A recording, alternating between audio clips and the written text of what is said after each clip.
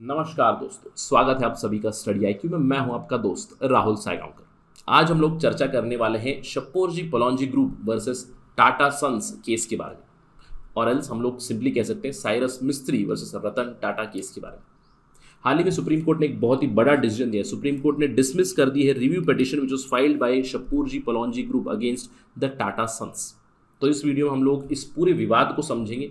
इस विवाद को समझने के साथ हम लोग कुछ इंपॉर्टेंट कॉन्सेप्ट्स को समझेंगे। हम लोग जानेंगे माइनॉरिटी शेयर होल्डर्स के अधिकार क्या होते हैं। क्या माइनॉरिटी शेयर होल्डर्स डिमांड कर सकते हैं कि मुझे बोर्ड ऑफ डायरेक्टर्स में एक सीट चाहिए?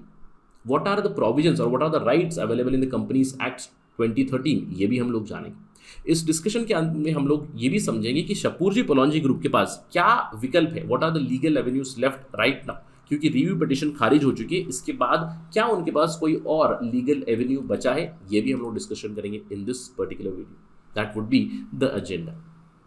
To get to know all that information, मेरे साथ बने रहिए स्टडी आईक्यू पे टिल द वेरी एंड। चलिए चर्चा शुरू करते हैं, लेकिन उससे पहले क्या आप यूपीएससी सिविल सर्विसेज की तैयारी कर रहे हैं या फिर करना चाहते हैं, करने की आशा रखते हैं? हम क्वाइट श्योर कि आपके दिमाग में बहुत सारे सवाल होंगे। पहला सवाल होगा, सर तैयारी कहाँ से शुरू करें, कैसे शुरू करें? बहुत ज़्यादा सिलेबस होता है, how can we plan? I need proper guidance. मुझे गाइडेंस लेने के लिए क्या दिल्ली जाना पड़ेगा? क्या मुझे ऑफलाइन कोर्स क्लासेस करने पड़ेंगे?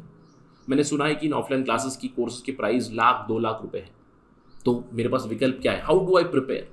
अगर आपके दिमाग में ये सारे सवाल चल रहे हैं, then do visit our website studyIQ.com, जहाँ पे बहुत सारे आपके सवालों के जवाब मिलेंगे। स्टडी आईक्यू का उद्देश्य ये होता है कि हम लोग ज़्यादा से ज़्यादा लोगों तक पहुँचे, उन्हें क्वालिटी एजुकेशन प्रोवाइड करें at affordable prices. So do visit our website. In fact चलिए हमारी वेबसाइट चलते हैं और थोड़ा सा कोर्स के बारे में इन्फॉर्मेशन लेते हैं। बहुत सारे कोर्सेज अवेलेबल है। Will talk about different courses. GS course available है, करंट अफेयर्स कोर्स अवेलेबल है। गौरव गर्ग सर का हमारा फ्लैगशिप कोर्स है UPSC civil service exam prelims and mains. अगर आप इसको ओपन करोगे, आप इसकी कोर्स कंटेंट देख सकते हो, आपको एक आइडिया मिल जाएगी। जो भी आपके सवाल थे, कैसे प्रिपेयर करना है, क्या क्या सब्जेक्ट्स होते हैं, प्रीलिम्स के लिए क्या पढ़ना है, मेंस के लिए क्या पढ़ना है, आपको यहाँ पे कॉम्प्रिहेंसिव आइडिया मिल जाएगी, कॉम्प्रिहेंसिव गाइडेंस मिलेगी of this particular exam preparation. इस कोर्स का दाम यहाँ पे देख सकते हो, लेकिन यहाँ पे you will get 40% discount over and about this. इस कोर्स को बनाया गया है by some of the best faculties in our country. You can know about the authors also. अगर आप कोर्स कंटेंट पे जाओगे तो you will see that the course has all the ideas. Beginning of preparation आपको कैसे करनी है, आप अपनी तैयारी कैसे शुरू करोगे, प्रीलिम्स स्पेसिफिक आपके लिए सक्सेस इन प्रीलिम्स पढ़ा हुआ है, जो नया प्रोग्राम है हमारा। इसके अलावा आपके पास करंट अफेयर्स प्रोग्राम है। मेंस के लिए आपकी continuous content writing, answer writing की क्वालिटी हम लोग इंप्रूव करते हैं। वीकली डाउट सेशंस है। आपके लिए यहाँ पे डेमो वीडियोस भी अवेलेबल है। Just go to the website, check out the details and then do avail this course. तो टॉपिक पे वापस आते हैं। जैसे कि मैंने आपको बताया, ये केस है शपोरजी Pallonji group versus Tata sons. हम क्वाइट श्योर कि आपने टाटास का नाम सुना ही होगा। टाटा ग्रुप बहुत सारी कंपनीज है, राइट। एक बहुत बड़ा कॉन्ग्लोमरेट है। Tata consultancy, Tata consumers, Tata powers, बहुत सारी, टाटा एलेक्साई, बहुत सारी कंपनीज है, राइट। अब यहाँ पे स्टेक होल्डर्स है। टाटा ग्रुप में स्टेक होल्डर्स सबसे बड़े स्टेक होल्डर्स है, फिर मेजोरिटी स्टेक होल्डर्स है टाटा सन्स, फिर टाटा ट्रस्ट में कहूँगा रतन टाटा। 66% इनके स्टेक्स है। अब यहाँ पे दूसरों की भी स्टेक्स है, जैसे कि शपूरजी पलोंजी ग्रुप है। ऑल्दो शपूरजी पलोंजीज एंड टाटास, और I can say Mistrys and Tatas, they are relatives itself, but यहाँ पे इनके स्टेक्स कम है। जैसे अब सिंपल लैंग्वेज में बताना है तो रतन टाटा के पास 66% शेयर्स है, साइरस मिस्त्री के पास 18.4% शेयर्स है टाटा ग्रुप के, ठीक है। यानी कि टाटा जो कॉन्ग्लोमरेट है उसमें शेयर है शपूरजी पलोंजी के।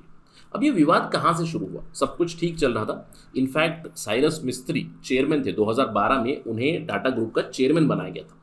अब ये कंसेंसस से डिसीजन हुआ था, बोर्ड ऑफ डायरेक्टर्स मिले, उन्होंने इनका नाम चूज कर लिया। साइरस मिस्त्री पहले से he is a known businessman, काफ़ी ज़्यादा वेल्थ है, it runs into billions of dollars. Irish origin से बिजनेसमैन है, तो चेयरमैन थे। Everything was going well. लेकिन 2016 में साइरस मिस्त्री को हटाया गया। He was removed as the chairman of the Tata Group, citing mismanagement. In fact इन्हें एक मौका भी दिया गया था कि आप खुद ही रिजाइन करें। इन्होंने रिजाइन नहीं किया तो इनके खिलाफ एक नो कॉन्फिडेंस मोशन लाया गया बोर्ड में और इनको हटाया गया। अब इनको हटाने के बाद ये पूरा लीगल टसल शुरू हुआ। दिसंबर 2016 में साइरस मिस्त्री की जो फैमिली बैक्ड इन्वेस्टमेंट फर्म्स है, दो फर्म्स है, साइरस इन्वेस्टमेंट और स्टर्लिंग इन्वेस्टमेंट, इन दोनों ने मिलकर दे रीच्ड एनसीएलटी, क्योंकि this is a companies issue, तो कंपनीज एक्ट 2013 के तहत ये चलेगा, जहां पे आपको पहला फाइलिंग करना है नेशनल कंपनी लॉ ट्राइब्यूनल में। तो ये एनसीएलटी मुंबई में इन्होंने केस किया। सेक्शन 241 और सेक्शन 242 के तहत ऑफ द कंपनीज एक्ट इन्होंने एलेज किया कि टाटा सन्स ने ऑप्रेस किया है, they have oppressed minority share holders, क्योंकि हम माइनॉरिटी शेयर होल्डर्स हैं तो इन्होंने हमें ऑप्रेस किया है, हमारे राइट्स इन्होंने छीन लिए हैं, इन्होंने खुद मिसमैनेजमेंट किया है। तो यहाँ पे इन्होंने कहा कि साइरस मिस्त्री should be reinstated as the chairman of the Tata group. कुछ इस तरह की इन्होंने याचिका डाली एनसीएलटी मुंबई में। तो यहाँ पे पहले इनकी याचिका खारिज हो चुकी थी और इनफैक्ट इसके ऊपर काफी डेवलपमेंट हुई जो हम लोग थोड़ी देर में जानेंगे। यानी कि इन्होंने केस फाइल कर दिया, शुरुआत में खारिज हुई, but again a lot of developments did take place. But in the mean time Tata group ने क्या किया, टाटा ग्रुप ने उनका एक नया चेयरमैन बना दिया 2017 में। फरवरी 2017 में एन चंद्रशेखर को इन्होंने चेयरमैन बना दिया। इनफैक्ट अभी भी एन चंद्रशेखर ही चेयरमैन है। 5 साल का टर्म होता है, आपको ध्यान रखना है, 5 साल का टर्म होता है चेयरमैन का। तो साइरस मिस्त्री के अभी 1 साल बचे थे, उससे पहले उन्हें हटा दिया गया। एन चंद्रशेखर को अभी दूसरा टर्म भी मिला है हाल ही में, फरवरी 2022 में इनका टेन्योर एक्सटेंड कर दिया गया है अनदर 5 ईयर्स। तो in the mean time Tata sons ने एक नया चेयरमैन ला लिया। केस चल रहा है। अब केस जब चल रहा था, पहले एनसीएलटी मुंबई ने इनकी जो प्ली थी उसको रिजेक्ट कर दी। इन्होंने कहा कि आप माइनॉरिटी शेयर होल्डर नहीं हो। ये क्यों? क्योंकि इन्होंने कहा कि माइनॉरिटी शेयर होल्डर का डेफिनेशन है कि आपके पास स्टेक होने चाहिए 10% से भी कम, लेकिन आपके पास तो 18% है। तो इनकी याचिका को खारिज कर दिया। तो इन्होंने इसके वेवर के प्रति एक और याचिका जारी की, वो भी खारिज हो गई। उसके बाद शपोरजी पलोंजी ग्रुप पहुंचे एनसीएलटी दिल्ली। ये लोग इन्होंने दिल्ली में याचिका डाली क्योंकि इन्होंने कहा NCLT national Company Law tribunal Mumbai में बायास हो रहा है, तो इसीलिए वो दिल्ली चलेगी। दिल्ली में भी इनकी याचिका खारिज हो गई। इनफैक्ट एनसीएलटी दिल्ली ने इनके ऊपर 10 लाख रुपए का फाइन भी लगा दिया। अब इस नेशनल कंपनी लॉ ट्राइब्यूनल के जजमेंट को इन्होंने चैलेंज कर दिया। इन्होंने अप्रैल 2017 में एपेलेट ट्राइब्यूनल पे चैलेंज कर दिया, राइट। मिस्त्री, साइरस मिस्त्री challenged at the national Company law appellate tribunal. 2 साल तक केस चला, आर्गुमेंट्स, काउंटर आर्गुमेंट्स सुने गए। इवेंचुअली दिसंबर 2019 में कंपनी लॉ एपेलेट ट्राइब्यूनल ने ये ऑर्डर दिया कि साइरस मिस्त्री एग्जीक्यूटिव चेयरमैन बन के रीइंस्टेट हो जाए टाटा सन्स में। He has to become the chairman, क्योंकि जिस तरह से उन्हें हटाया गया था वो सही नहीं था। ऑल्दो इनकी जो भी एक याचिका थी जहां पे इन्होंने कहा कि हम लोग माइनॉरिटी शेयर होल्डर है, ये नहीं माना, लेकिन ये कहा कि एग्जीक्यूटिव चेयरमैनशिप पे इन्हें वापस ले आना चाहिए। That was the judgement of National Company Law Tribunal, Appellate Tribunal. और यहाँ पे इन्होंने टाइम भी दिया टाटा सन्स को, 4 हफ्ते का टाइम दिया कि अगर आप अपील करना चाहते हो अपील भी कर सकते हो। अब एनसीएलटी की अपील कहाँ रहेगी? सुप्रीम कोर्ट पे रहेगी। तो सुप्रीम कोर्ट पे चलेगी। जनवरी 2020 में टाटा सन्स ने चैलेंज कर दिया जो एपेलेट ट्राइब्यूनल का ऑर्डर था। अब इसके ऊपर सुनवाई हुई और इवेंचुअली मार्च 2021 में 26 मार्च 2021 को सुप्रीम कोर्ट का एक वर्डिक्ट आया, जहां पे इन्होंने जो एपेलेट ट्राइब्यूनल का ऑर्डर था उसको सेट असाइड कर दिया। उन्होंने कहा कि एपेलेट ट्राइब्यूनल का order is set aside, it is put aside and then we are siding with the Tata group, यानी कि टाटा ग्रुप ने सही किया है। ऑलराइट, तो ये थी सिचुएशन टिल मार्च 26, 2021। ऑलराइट, अब इसके बाद of course Cyrus Mistry was going to challenge this, तो इन्होंने चैलेंज किया। इन्होंने एक रिव्यू पिटीशन फाइल की थी सुप्रीम कोर्ट में, जिसकी सुनवाई हुई recently. This case has been disposed of.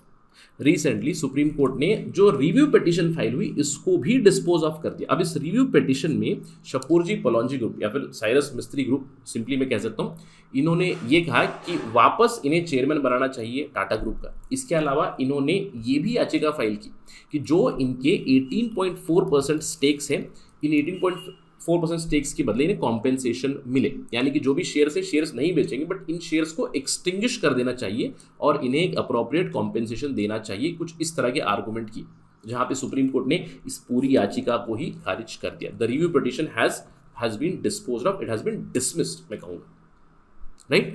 तो कोर्ट ने लेकिन कुछ जजमेंट में से कुछ रिमार्क्स हटाए, जैसे कि एडवांस रिमार्क किए गए थे साइरस मिस्त्री के खिलाफ। टाटा ग्रुप ने कुछ चीज़ें कही थी, साइरस मिस्त्री ग्रुप ने कुछ चीज़ें कही थी।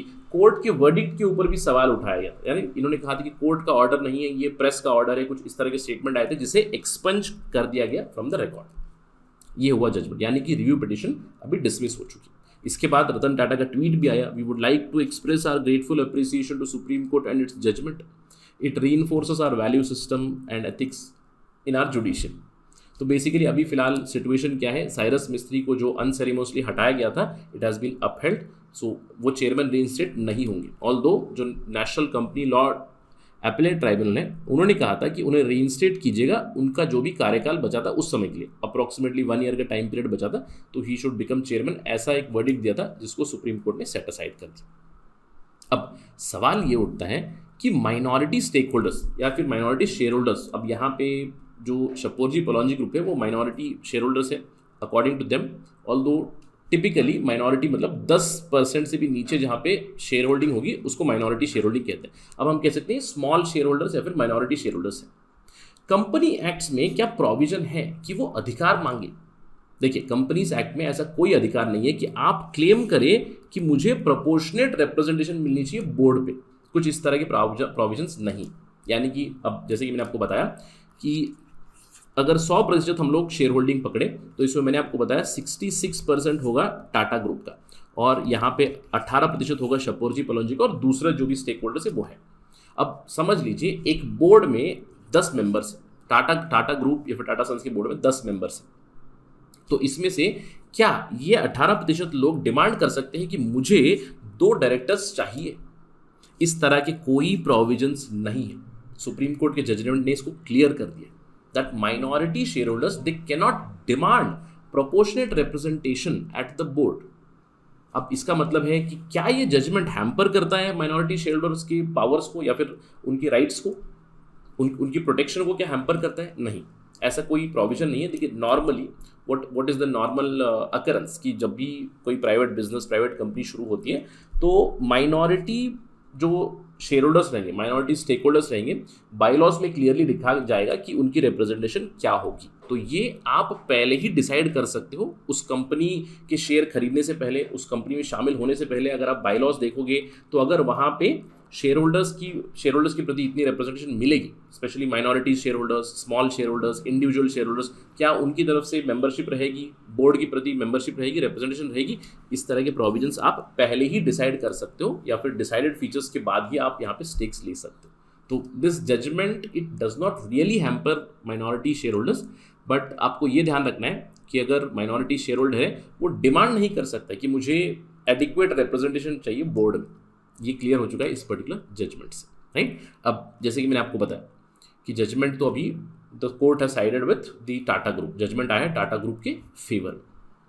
शपोरजी पलौंजी ग्रुप के पास यानी कि साइरस मिस्त्री के पास क्या कोई विकल्प बचा है? अभी लीगल एवेन्यू बचा है? क्योंकि देखिए, जिस तरह की केसेस हुई, पहले वो नेशनल कंपनी लॉ ट्राइब्यूनल पहुंचे, वहां से वो national Company law appellate tribunal के पास चले गए, जहाँ पे उनके प्रो वर्डिक्ट मिला, लेकिन इसको रिवर्स कर दिया गया बाई सुप्रीम कोर्ट। यानी कि सुप्रीम कोर्ट में उन्होंने याचिका दायर की, जो भी अपील हुई सुप्रीम कोर्ट के पास केस चला गया, सुप्रीम कोर्ट ने खारिज कर दी। एक रिव्यू पिटिशन फाइल हुई, रिव्यू पिटिशन पॉसिबल है, राइट। अगर हम लोग संविधान की बात करें, संविधान में अगर आर्टिकल 137 हम लोग देखें, यहाँ पे सुप्रीम कोर्ट को अधिकार दिया गया है कि वो उनके खुद के जजमेंट को रिव्यू कर सकते हैं, और ये बहुत बार हुआ भी है, ऑलराइट। कई बार तो रेट्रोस्पेक्टिवली भी रिव्यू करते हैं, स्पेशली सिविल केसेस में अपना जो जजमेंट था रेट्रोस्पेक्टिवली रिव्यू करके अप्लाई भी कर देते हैं।